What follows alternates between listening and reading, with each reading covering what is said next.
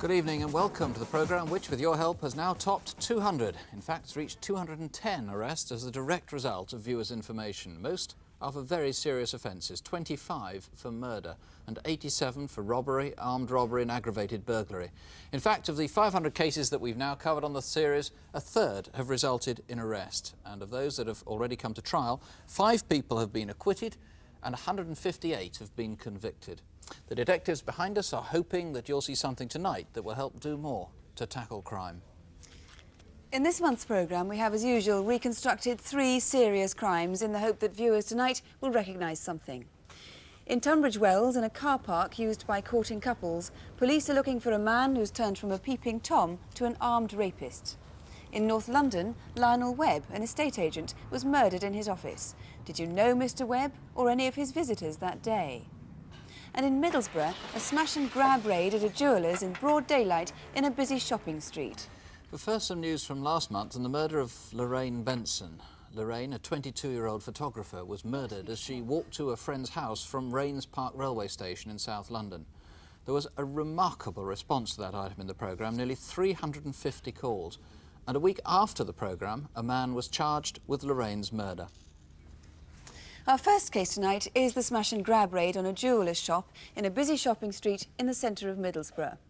People from the shop next door ran out and courageously tried to stop the robbers getting away, but one of them was injured as a robber wielded a pickaxe handle. £26,000 worth of exclusive jewellery was stolen. Our reconstruction begins in Middlesbrough a month ago, on the day the robbery took place. Middlesbrough is a large industrial town right on the River Tees. Having had the highest unemployment figures in the country less than 2 years ago, there are now clear signs of an economic revival there. It's famous for its transporter bridge, just a few miles from the town centre. At 9:30 on the morning of Thursday the 9th of February, staff at Freeman's Jewellers in Linthorpe Road were preparing the shop window before opening as usual. Freeman's is a family business, selling only exclusive top-of-the-market jewellery and silverware. Ring Gareth and see whether we can get a stone for it. Sometime after 9:20 that morning, and less than a mile away from Freeman's, 2 cars were stolen. A light blue Ford Sierra disappeared from a public car park behind the Trooper pub in Wilton Street. And just round the corner, a red Ford Escort was taken from Southfield Lane, near Teesside Polytechnic. Just before midday, a witness saw that red Escort driving past the Dorman Museum in Park Road South. The car turned into Linthorpe Road, jumping a set of red traffic lights. 10 minutes later... Back! Get back!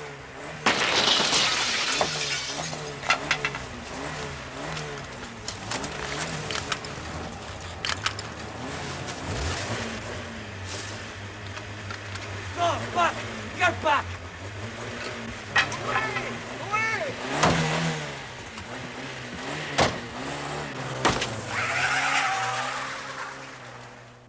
A passing taxi driver saw the end of the robbery and decided to give chase. Further down Linthorpe Road, a woman narrowly missed being injured as she and her friend were crossing the street.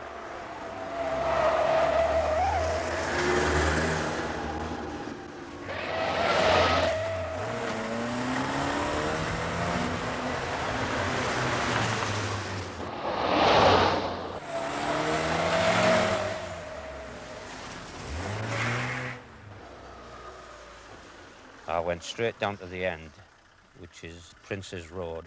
I looked right, left, couldn't see any sign of them. So I went back out onto Linthorpe Road, round the block, back in through Clifton Street, and stopped at the top end of Pelham Street.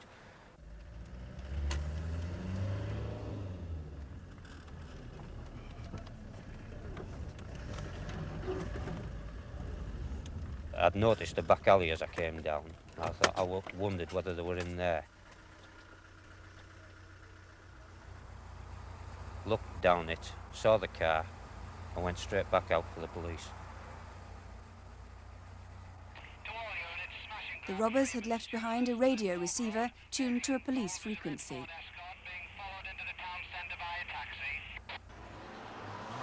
Just after midday, local witnesses remember seeing a light blue Sierra drive at speed into some private garages off Lansdowne Road, a mile and a half away.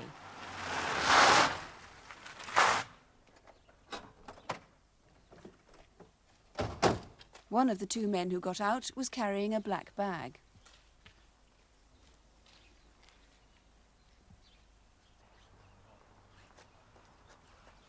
The two stood on the corner for a moment, apparently debating something, and then went back to the Sierra.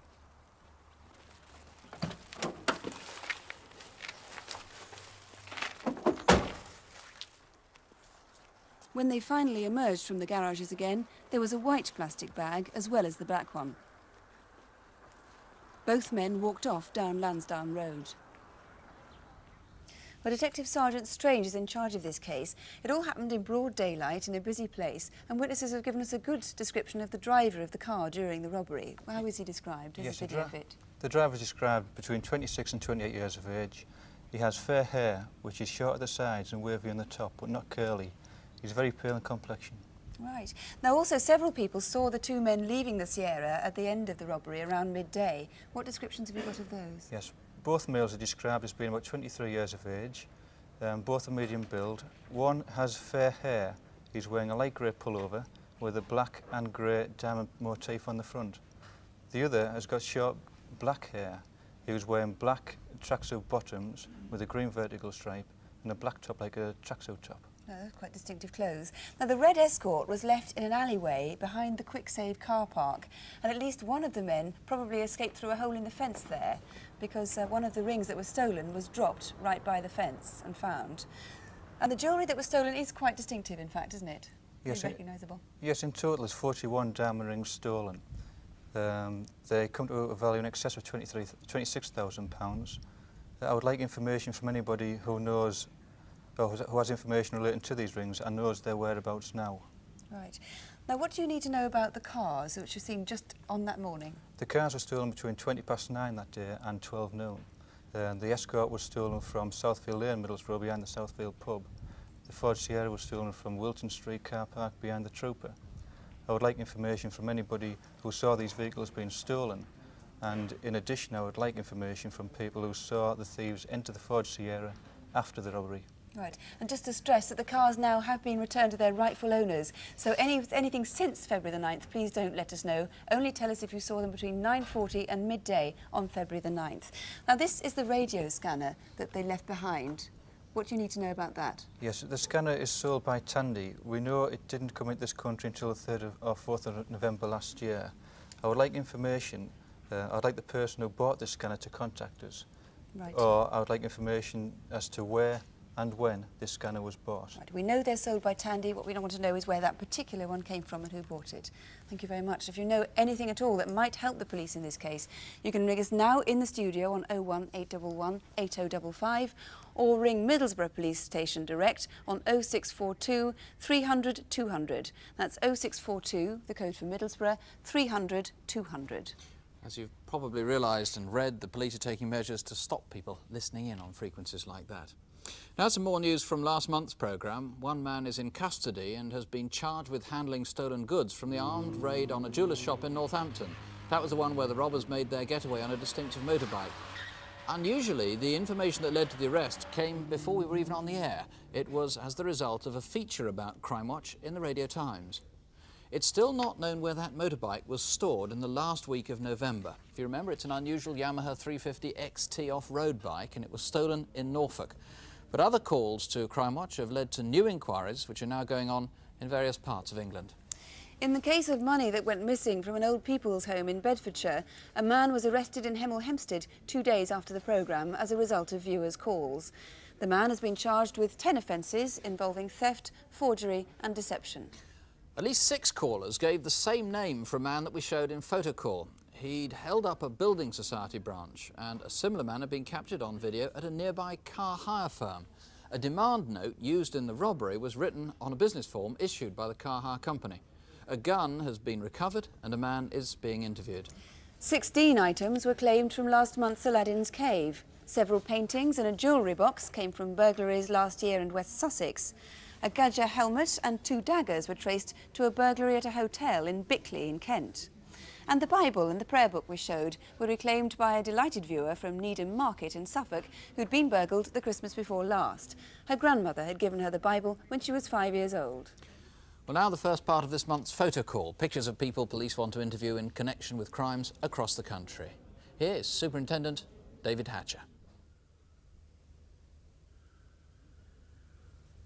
In our first case, Essex Police want to speak to this man. On the 27th of February, he walked into a building society in Southend. He brandished a gun, jumped over the counter and demanded cash from the staff. He got away with £2,000. We think the same man has done 5 other similar raids in Essex in the last 4 months. The first, in November, was in Romford. The staff compiled a photo fit of the robber who threatened them with a knife. The second attack, again in Romford, took place on the 5th of December, and again a knife was seen. In the third attack, 10 days later, the robber used a gun to threaten the building society's staff. The next day he struck at a building society in Southend and got away with £3,000.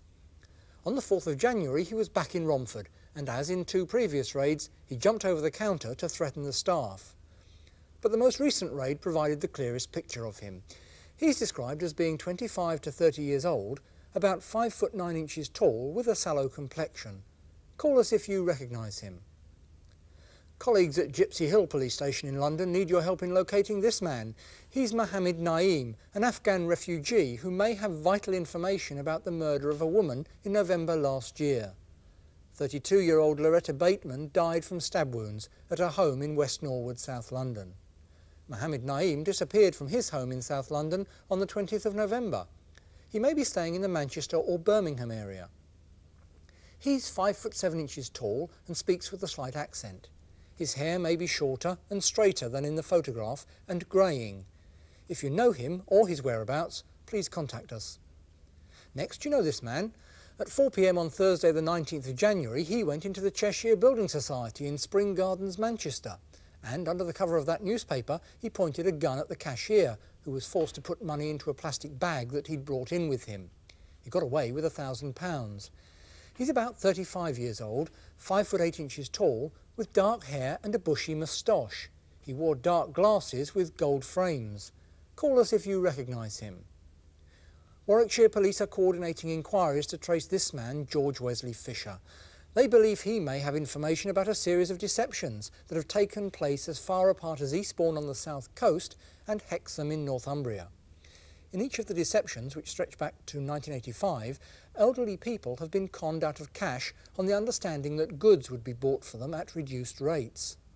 You may know George Fisher as Mr. Roberts, Swarbrick, Allen or Flynn. He's 58 years old, though he looks older, 5 foot 10 inches tall, balding, with grey hair and tattoos on both arms.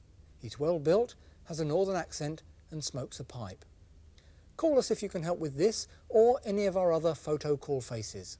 And here's the number if you think you can help, 01811 8055. That's 01811 8055. Our next case takes us to Tunbridge Wells in Kent. Since the middle of last year, there have been more than 20 reports of a peeping Tom seen at 2 particular car parks in the town, which are often used by courting couples. Last month, on the evening of February the 7th, a man got into a car at one of these car parks. He tied up the 18-year-old couple inside at gunpoint and then raped the girl. The victims have given us permission to use the words of their statements so that actors can tell the story. Some of the locations, the vehicles and all the names have been changed to protect the victims' identities. Here's Helen Phelps's report. Tunbridge Wells on the Kent-Sussex borders. It's a pretty Regency town, famous for its royal spa and the elegant Pantal shopping street. Rising up the hill and out of the town is a huge common, a mixture of sports fields and rough woodland with footpaths running through it. There are several car parks dotted across the common. Shoppers and walkers use them during the day, but after dark they're a favourite spot for courting couples. It's about 9:15 on Tuesday the 7th of February. The Kentish Yeoman pub in the heart of Tunbridge Wells. That'll be £2, please. Oh, cheers. Thank you very much. Greg Simmons and Jenny Howarth have been going out together for almost a year. Tomorrow lunchtime, I'll have a look at the brochures. All right, then. I'm not promising anything, but I'll have a We'll look. try. The couple left the pub after closing time and drove to the Fir Tree Road car park.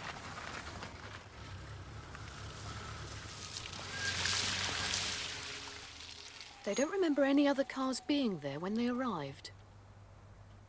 Oh, that's A few minutes later, the couple were aware of another car driving in.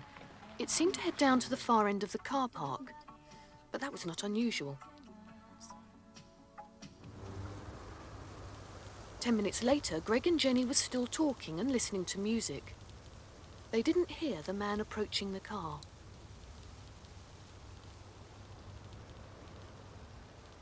Holding them at gunpoint, he tied them both up, blindfolded them, and ignoring Greg's pleas, he then raped Jenny. Suddenly, the door clicked open, and I immediately realised I hadn't locked it. Is that what you would normally do? Yeah. And then what happened? Well, I had my back to the door and I was facing Greg. And I turned round and saw a long-barrelled gun pointing at us. Do you know what sort of gun it was? It looked like a shotgun. An incident room was set up at Southborough Police Station and a major investigation began. Appeals were made for other people who'd been in the area to contact police. The crime has shocked the normally peaceful community of Tunbridge Wells. It's 9 o'clock. I'm Paul Chandler. Police are appealing for help from courting couples who may have seen a masked gunman raping a teenage girl on Tunbridge Wells Common. From the scene of the attack... Calls have been flooding into a special police incident room set up yesterday after a horrifying attack on a young couple in Tunbridge Wells. As well as the press coverage, posters were printed displaying the number of a confidential telephone line for people to call with information. But what the police needed most were more witnesses. As the calls began to come in, it was soon clear that this was not the first such incident in that area. Fairly quickly, a pattern emerged of at least 20 sightings in the Fir Tree Road car park, going back as far as last summer. A great number of these sightings gave a description identical to the rapist and were of a man or men peeping at courting couples in cars there. A very disturbing aspect of it was that as time passed, this man was becoming bolder and bolder. The first sighting was in June of last year, but then the man ran off as soon as he was challenged.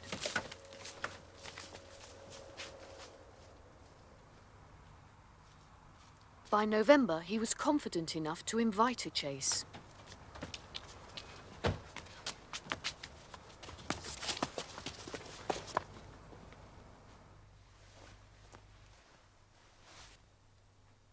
In January of this year, he tried to get into a car.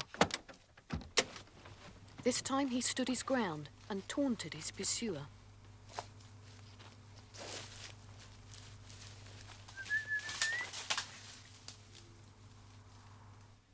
But in all these cases, very little of the suspect has been seen.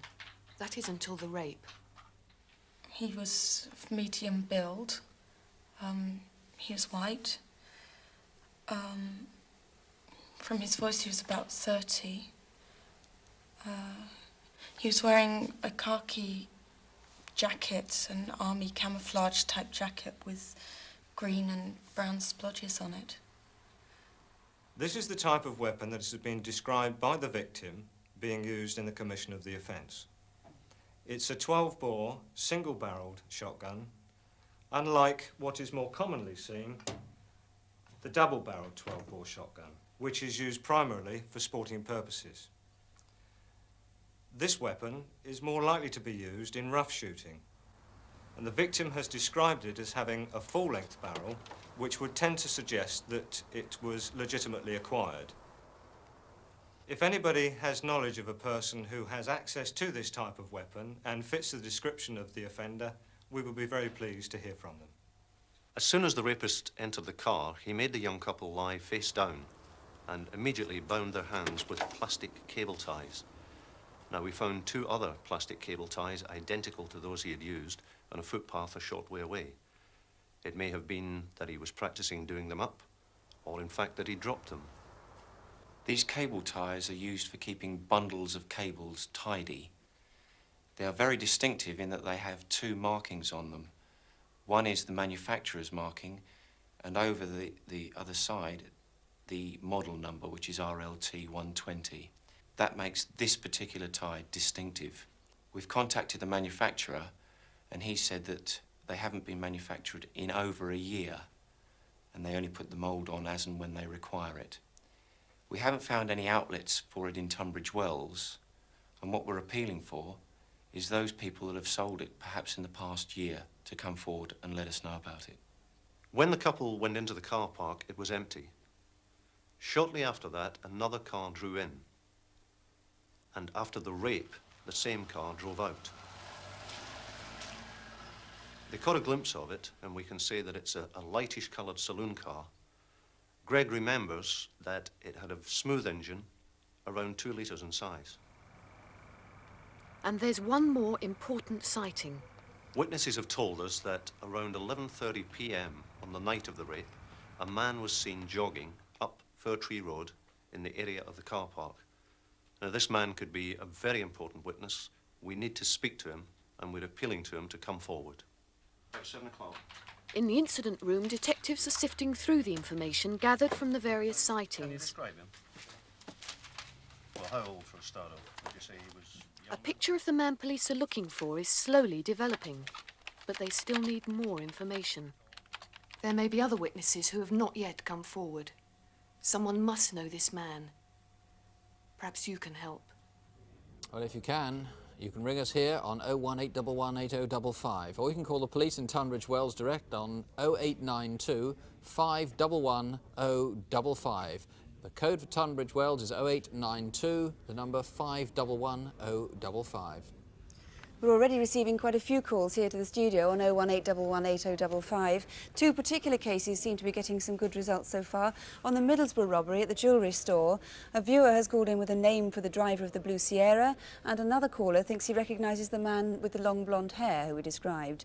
Helpful information on this Tandy receiver is coming in too. It's a realistic Pro 34 receiver. Also on our photocall case, one of our photocall cases, Mohammed Naim, a caller with potentially valuable information called but hung up, so we'd like him please to call back. A caller from Manchester has also rung about him with a credible sighting that's being followed up, and another viewer says he knows him from South East London up to 2 months ago, so investigating officer is following that one up at the moment as well. Well, now some more results from previous programmes. In October, we showed a picture of a woman who, with her boyfriend, had terrorised and robbed a 74-year-old man who was confined to a wheelchair.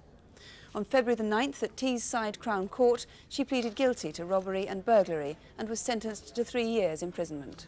In that same programme last October, we showed a video of a robbery in progress at a building society office in East London. A number of viewers rang with the same name, and after a long search, a man has now been charged with robbery and possession of a firearm. And a similar video from our programme in October 1987 led to 3 arrests last month in connection with the bank raid in North London. Viewers thought they recognised 2 of the men, and they, together with a 3rd man, have been charged with attempted robbery and illegal possession of a firearm. And last October, we showed a video of a man who posed as a customer at a jeweller's in the Kensington area of London. He picked up an expensive ring and ran out of the door with it. As a direct result of viewers' calls on the night of the programme, a man's now been arrested and charged with theft. Well, now to this month's incident desk. Can you help find the luxury cars stolen from outside a Berkshire factory? You'd know them if you've seen them. They're only 6 feet long. The violent hijack of 2 lorries. Why was one of them abandoned with thousands of pounds worth of cargo left on board? And in Norfolk, can you help find the mystery fraudster who lives a life of luxury on other people's money? With the details, here's Superintendent David Hatcher. First, we need your help to solve the murder of 43-year-old Alan Ellis from Hackney, East London. On Saturday the 20th of August, he left this pub just after 11:30 p.m. to walk the short distance to his home on the Jack Dunning estate. As he approached an alleyway on Churchill Walk, he was attacked by 2 men. He was savagely kicked and punched to the ground by his attackers and died of internal injuries the following day. Both attackers were black, and one was wearing a distinctive yellow and green jumper like this. A ring similar to this one was taken. The one belonging to Alan Ellis was cracked across the middle. 5 days later, this man tried to sell an identical ring in a local jeweller's. He's about 20, tall and slim. So if you recognise him or you've been offered that ring, call us now. My colleagues in Norfolk need your help in finding a con man who's carried out nearly £200,000 worth of frauds and has conned at least 50 banks and credit companies since he first struck 2 years ago. He's in his 40s, 6'2" to 6'4" inches tall, well built with brown hair, usually smartly dressed, and he speaks with a soft Lancashire accent. He's believed to be married with 2 teenage girls and a son aged about 5. We think he may have used at least 3 cars, including a silver Range Rover with a horse mascot. The registration number is A894KGV. Also a green BMW, registration number C472YYG.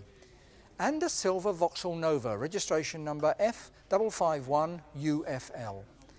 He uses various aliases based on the names of innocent people, such as Graham David Lord, David Waters, Robert Hughes and Andrew Quayle. Please ring us if you think you know him or his whereabouts. Next, the raid on a Bristol warehouse in which robbers stole over £25,000 worth of goods. On the evening of Thursday the 1st of December, a lorry arrived at this trading estate in Bristol. It had travelled down from Birmingham and was carrying household electrical goods such as televisions and hi-fis. At 5:30 the next morning, 2 employees were checking delivery notes. Lie on the floor. Get down on the floor. Down. The robbers used a distinctive red and blue scarf to bind their hands, which they then covered in parcel tape. Then they were locked in 2 cars parked in the warehouse.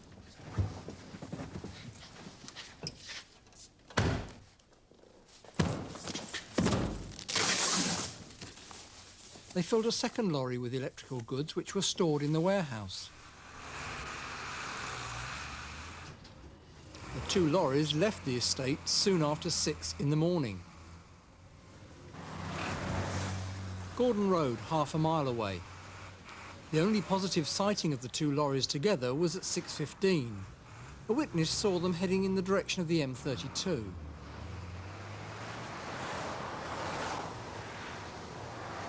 From the M32, we think they headed east on the M4. In the meantime, the 2 employees had released themselves and alerted the Bristol police, who warned neighbouring forces of the stolen lorries. Membury Services, it's 10:15 a.m. Reference the stolen lorry from Bristol, the toll gate, Echo 684 Lima Oscar uniform. We found it on the eastbound Membury lorry park. Further instructions, please. The lorry's load was still inside. We think the Coles lorry continued up the M4 to London. 7 days later, it was found abandoned and empty in Palace Road, Streatham in southwest London. If you can provide any information about this robbery, please ring us now. My colleagues in Hampshire need your help to trace a rapist who attacked a mother and her daughter in January of this year. About 2 o'clock on the morning of the 4th of January, the 2 women were walking along Cove Road towards Fleet. Just by the roundabout at Bramshot Lane, a man joined them. He told them his name was Steve and his car had overturned nearby. Well, when they reached a more isolated part of the road, he pushed both of the women to the ground, indecently assaulted the daughter and then raped her mother.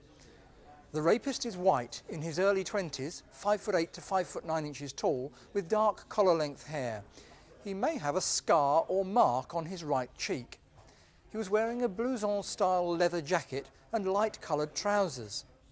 We also need to trace a gold or beige-coloured car similar to a Mark IV Ford Cortina. It was seen in the area just before the attack. If you can help, please get in touch. Finally, these cars, stolen from Berkshire. Well, no self-respecting yuppie would be seen driving anything less than one of these very classy vehicles. Sadly, they're a bit beyond my price range, even though they're the children's size versions of the real thing. They're petrol-driven, have authentic controls and cost nearly £2,000 each. 4 cars like these were stolen on the night of February the 1st. The thieves took 2 red Porsches, a black BMW, But the Mercedes they took was a red one. They'd been parked in a trailer outside a company called Hope Works in Sunningdale in Berkshire when they were towed away by thieves. Each of the cars has its own stick-on number plates and a serial number etched on the near side chassis and in the boot. If you've been offered one or have seen them on sale, well, we'd like to hear from you. The number here is 01811 8055. That's 01811 8055. There's more news coming in from phone calls. Mohammed Naeem, more sightings of him in Manchester, at least thought to be him. On the Manchester robber, 3 callers have given names for the man who robbed a Cheshire Building Society back in January. And on the Tunbridge Wells rape, we've had really quite a large volume of calls giving police accounts of Peeping Tom incidents in that area and indeed further afield, which are very much welcomed by the investigating officer. And we've got some information on the ties that were used in that as well. Now, if you can think back to 2 weeks before Christmas, were you in North London, perhaps driving through Stoke Newington? Stoke Newington is on the A10, one of the main roads to the city from the north. On Sunday, December the 11th, you might have noticed that an estate agent was open in Evering Road. Or maybe you knew the proprietor, Lionel Webb. A Barbadian by birth, he'd lived most of his life in Birmingham, then moved down to London in 1985. On that Sunday, at around the close of business, with the lights in his office blazing, Lionel was murdered in full view of the street.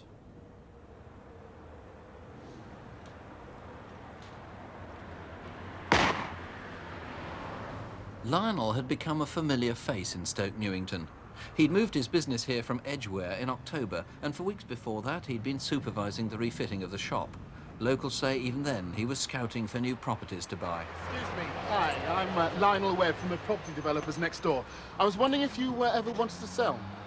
Well, I bought this a year ago as an investment. How much? Well, 36. Well, I'd be more than willing to double that to 75.80. Yeah? Well, listen. Think about it and give us a call. I will. Okay? Take care. Bye. Bye. His plans were to acquire the whole row of houses around his office on Evering Road, opposite St Paul's Church. 5 days before his death, on Tuesday the 6th of December, a white Datsun van was noticed parked outside Lionel's office. The witness remembers a man with a large hook nose and a tattoo on his hand. Was this you, or do you know who it was?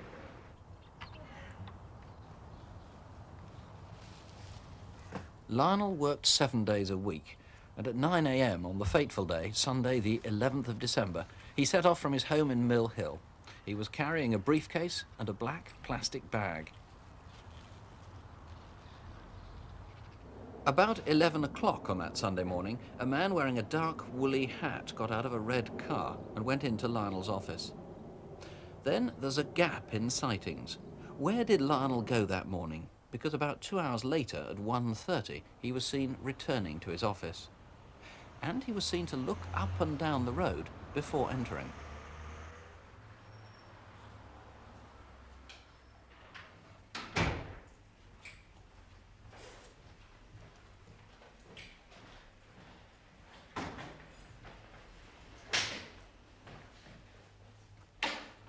Then, it seems, he took a shower.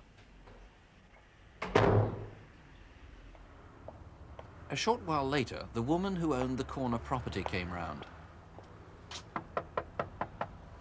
She'd decided to accept Lionel's offer, but he'd failed to call her back. Where have you been? I waited in all day for you on Thursday to contact me. Listen, I'm sorry. I've got the money and the deal can go through, okay? Cash? 80,000. When? Come here tomorrow, we can sign the papers. Okay. See you. Talk to you soon. Okay, take care. About an hour later, at around 2:30, a man in his 50s or 60s was seen in Lionel's office. He was dressed in a smart Trilby hat and grey checkered overcoat. Then, at about 3 o'clock, Lionel's secretary turned up. Oh, hello. What are you doing here? Just had a row with my boyfriend. Surprised he stayed so long. What do you mean? Was he ever done to you? Nothing. You're in a strange mood. Well, wouldn't you be if you had debts like mine?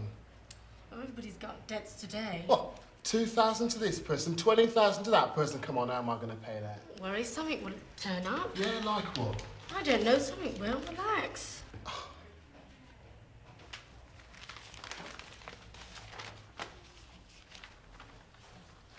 Lionel had promised to help his secretary buy a car, and she'd arranged for one to be brought round at 4 o'clock. It's nice. It's really nice. The car owner told the police that Lionel offered just under £4,000, but asked him to wait till the end of the week for the cash. An hour later, at 10 to 5, a passing motorist saw 2 white men in Lionel's company. At 5:30, a local handyman called in. He'd worked on Lionel's office. Time you went home. Like you haven't got a home to go to. Sometime round then, Lionel rang a friend, but she remembers he had nothing much to say. You going to college tomorrow? Then she heard rustling in the background. Yeah, well, take care. Everything will be all right. Around the same time, 2 witnesses stopped briefly to look at the notices in the window. They clearly remember seeing a man in a dark suit and tie sitting at the desk, but they're confident it was not Lionel. Then a black hatchback was seen to speed away from Evering Road. When the handyman returned, he found Lionel's door ajar.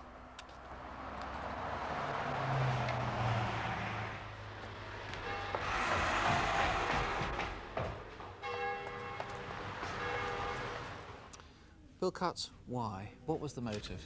Well, maybe robbery. There's a briefcase and £4,000 that we never recovered, that we know he had, or more likely is a gangland revenge killing over drugs or money deals. Now, what's the link with drugs? Well, in the back of the shop after the killing, the police arrived, they found 2 kilos of cannabis resin. Each kilo was wrapped in a clear cellophane packet. At Eddie's home in North London was a large quantity of amphetamine-based tablets. We must make it clear that we will treat with great discretion anybody who calls into the studio if they've had any dealings with drugs, but if it's of a minor nature, the police really aren't going to be interested in that. This is a murder inquiry. Now, of the people who were represented in the film, obviously you need everyone to come forward if they think that they were represented there. The white man with the hook nose and the tattoo, that was on his left hand, wasn't it? On the left hand, yes, just between the forefinger and thumb. And it definitely said mum, no question about that. No doubt about it. That's pretty distinctive, and you obviously need him to come forward to eliminate himself or anybody else who knows him. Then there was a black man in a very smart suit sitting at Lionel's desk. Yes, this was about 5:30, 5:45 in the evening of the Sunday the 11th. Right, and the witness is convinced that wasn't Lionel? Yes, they're most certain that it wasn't the same man. OK, there's a black hatchback car. Again, there's another clue you saw screeching away at the end of around the time of the murder. If that was you and you had nothing to do with this murder, for heaven's sake, come forward. And I also gather you've got some more evidence, literally in the last 24 hours, about a 10-year-old girl. That's right, a passing motorist has just come forward 24 hours ago and told us that he saw a 10-year-old girl walking past the shop at about 5:45, which is the most important time, around about the time of Lionel's death. Well, obviously, there aren't very many 10-year-old girls or girls of that age watching this programme, but if you are the parent in Stoke Newington of a girl, 8, 9, 10, 11, 12, who could have been in Evering Road on Sunday, the 11th of December at 6 o'clock or thereabouts, please do call us. Here's the number to the studio if you can help with any of these, 01 811 8055. Alternatively, you can try the incident room, that's 01 488 5212. 01 488 5212. Well, there are so many appeals for information this month that we have a second file of pictures that police are hoping will be recognised tonight. With more from Photocall, here's David Hatcher. First, do you recognise this man? His name is Carl Ronald Strauss, although you may know him as Kurt Kemper, Jürgen Riedler, Karl Schneider or Karl Hartmann. We believe he may have information about a lorry hijacking in Leicestershire in June last year, when £300,000 worth of Burberry coats were stolen. We featured the case last September. And we traced the Burberrys to West Germany, where they'd been sold to an innocent German businessman. Karl Strauss was living in Bickley, Kent until December last year, and at that time was using a green Ford Cortina with the registration number VOY 455X. Karl Strauss is about 50, 6 foot 1 inches tall, with a heavy build and a ruddy complexion. He has a pock-marked face and fair hair receding at the front. He also has a noticeable German accent. Ring us if you know where he is. Next on Photocall, a man who stands out because of his very smart appearance. He's certainly one of the best-dressed robbers I've ever seen. On the 7th of October 1988, he was captured on this security video at the Alliance and Leicester Building Society in Station Road, Harrow, in northwest London. Dressed in a dark suit and tie and posing as a customer, he patiently waited his turn in the queue. He then discreetly pulled out a pistol from what appeared to be a small pouch bag and demanded cash in notes from a terrified cashier. Handing her a plastic carrier bag, he told her to take money from the cashier beside her as well. He waited quietly for the money and walked out with a total of £1,200. He's described as 5'9" tall, medium build with dark hair and a pock-marked face. And of course that distinctive smart two-piece suit and tie. Call us now if you recognise him. Do you know this man? His name is William James Dunkeld, and my colleagues in Spalding in Lincolnshire would like to speak to him about a series of thefts of lorries and their loads from haulage contractors throughout the country. Dunkeld may be known as Wildman, Smith or Mason. His nickname is Catweasel. He travels extensively, staying in guest houses. Dunkeld is 48, slim and 5'10" tall. He has receding brown hair, a moustache and a northern accent. Seen him? Then call us. Finally, Essex Police believe that this man is responsible for 2 armed robberies at building societies in their area. During the first raid on the 4th of January, in which he held up staff at the Bristol and West in Chelmsford, the robber wore glasses. He had a gun and a rucksack-style bag with a shoulder strap to carry the money away in. In the second raid on the 8th of January at the National and Provincial Building Society in Colchester, he carried an identical gun and bag, but was not wearing those glasses. The man is in his late 20s, 5'10" tall, with dark brown short hair. Those glasses he wore on the first robbery had metal frames and clear lenses. Call us if you know who or where he is, or if you recognise any of our photo call faces. Here's that studio number again, 01811 8055, 01811 8055. And from our first photo call, we're getting news in of a really quite large number of calls, leading detectives to a particular area in Manchester. More and more calls are confirming this. But that is it for this month. We'll tell you more about how things are progressing in Crimewatch Update. That's after question time at 11:25. And you can catch up with any developments that take place overnight in open air tomorrow morning at 11:30. If you haven't called yet or you haven't got through yet, our lines are open until midnight. You'll find the relevant local numbers on CFAX, page 186, or you can write to us at Crimewatch UK, BBC Television, London W12 7RJ. The next Crime Watch will be a month from now, on Thursday, 13th of April. And after all that we've shown you tonight, we really need to point out, as always, we've compressed a lot of crime across the country into the last 45 minutes.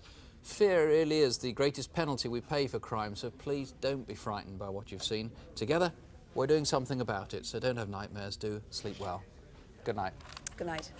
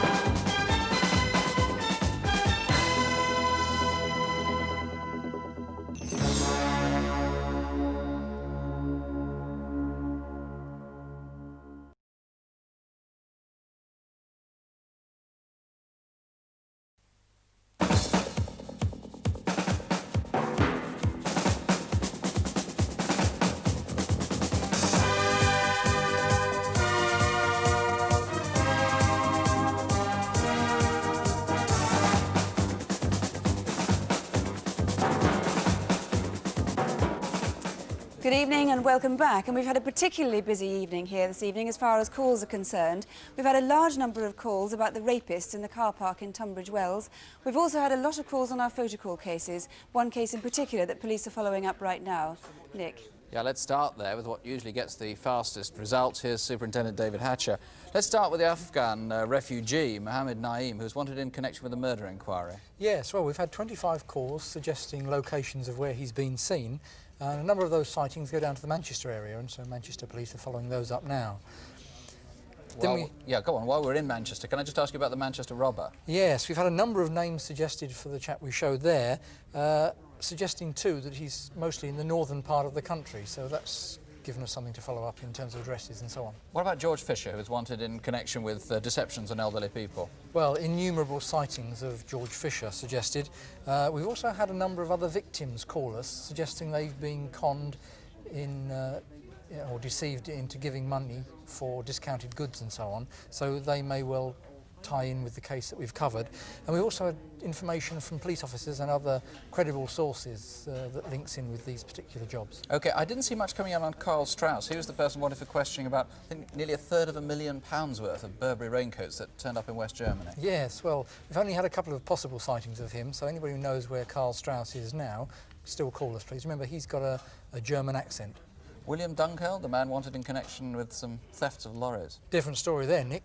Spalding police station have been absolutely inundated with calls. In fact, they've had to call in extra officers to take the calls. We've had sightings of him in Lincoln, Hull docks last Monday, so he's thought still to be in that part of the country. Tamworth Staffs called us, a firm there, tell us that they think they've been a victim and had their lorry and load stolen. And we've had a call in the last few moments telling us where someone thinks young William Dunkeld, well not so young now, Dunkeld might be, believed to be about 45. We also had some very good pictures of a building society robber in Essex, and he looked, I must say, remarkably like a robber we featured on this programme before. Yes, very simply a name suggesting he's been in a place that we all go to frequently, caught recently, so that's being followed up. OK, thank you, David. Sue. Well, next, that attack in Tunbridge Wells. A peeping Tom had been pestering courting couples for several months. Then, 4 weeks ago, he turned up at an isolated car park with a shotgun. Are you all right? Well, Detective Inspector John McCann, I know you've been taking a lot of calls. What sort of information have you been getting? We've been taking a tremendous amount of calls tonight, both here and at Tunbridge Wells. In the main, these calls have been connected with these black ties, and they have in fact given us a few more uses for them that we weren't aware of, such as in farming, forestry and in hospitals, and we're following these up. Right. And many other sightings of peeping Toms in that area? There have been a few more sightings both in Tunbridge Wells and surrounding areas where people have said that they have disturbed or been disturbed by a peeping Tom prowler. Right, we still need more calls on that. And what other information do you still need? We've had little or no information at all about the gun. A 12-bore shotgun is relatively unusual, a single-barrel 12-bore shotgun, and we'd like calls from anyone who knows of anyone, particularly in the Tunbridge Wells area, who owns a single-barrel 12-bore shotgun. And we have had one important call from a caller who said that there was a similar incident to the one we described, and a Ford Sierra was identified, but unfortunately we can't read the writing. We've mislaid the number you gave, so please, can you call us again? Mr McCann, thank you. Nick. It's remarkable. We've never had that happen here before. Next, the murder of the estate agent in Stoke Newington. On Sunday, the 11th of December, Lionel Webb went to his office to do some work. He seemed to be worried about money. 2,000 to this person, 20,000 to that person. Come on, how am I going to pay that? Later that afternoon, his body was discovered in his office. He'd been shot dead. I had at least one call saying that my pronunciation of the road, Evering Road, was wrong. It's Evering Road. We've had much more substantial information than that, though. Yes, that's right. We've had a good response, but unfortunately, a lot of the people who rang in remain anonymous. This is understandable, like the person who rang regarding Leicester. Now, the person who rang about this knows something, because Leicester is involved in the inquiry. I understand that these people must be concerned because it's drugs and they may be in fear of their own lives. But I'd like to speak to them person to person, but even if they wish to remain anonymous, please ring the incident room at Arbor Square, where we can discuss in detail names, times, places, so we know what they're talking about, which will assist us in the inquiry. I mean, these people obviously want to help. The fact that they've rung already, they want to help solve this murder. You just need names, something more specific. They obviously know something more specific. Now, I gather you've had possibly some success in tracing what might be a crucial witness. Somebody saw a girl perhaps aged around 10 around the area of Evering Road around the time of the shooting. That's right. A lady has rung, and it may well be her daughter that was there at the time, and we will check this out tomorrow. OK, Bill Cutts, thank you. Sue? Yes, or whichever you feel. Well, now to the raid on a jeweller's shop in Middlesbrough. 2 men leapt from a car in Linthorpe Road on Thursday, the 9th of February.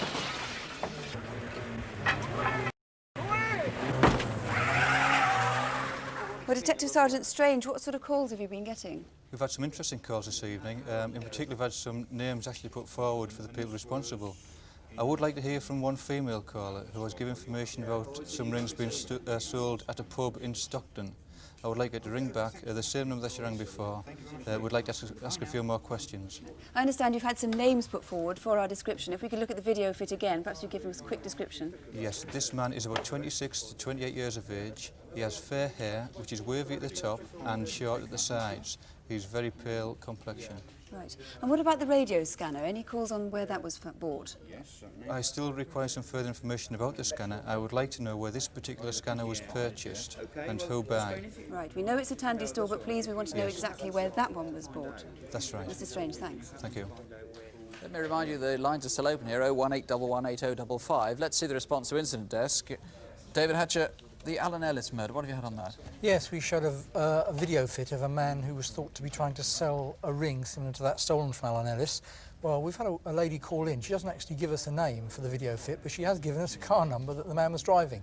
So that one certainly looks promising. The fraudster in East Anglia? Yes, we've had a number of sightings of the vehicles that the man was thought to be using. We've got a name of a man in Great Yarmouth that's being checked out now. A Leicestershire lady has called and said this man lived with her 4 years ago, so that's being followed up. And we've got a business in Preston in Lancashire that may well be connected with yet another fraud in the series. There was that very unpleasant robbery, or at least theft, of two lorry loads of cargo in Bristol. People were tied up and locked in car boots. What happened about that? Not too many calls on that directly, but we have had a lot of calls suggesting where electronic property, hi-fis, videos and things could be for sale. And Crimewatch often solves other crimes that we haven't featured on the programme. This could be just one of those cases. What about the Hampshire rape? Well, we've had 6 suggested names for who that rapist might be. 15 calls to the local police station at Fleet in Hampshire. And we've had a lady call again saying she knows a guy called Steve in Ashford in Middlesex, and we'd like that lady to call back because we think she may have more information to help us. Very quickly, David, the children's cars, a surprising number of calls on that. There certainly were. We've had a lot of calls about adverts for the cars for sale, but we've had one man call and say he's bought 3 of them.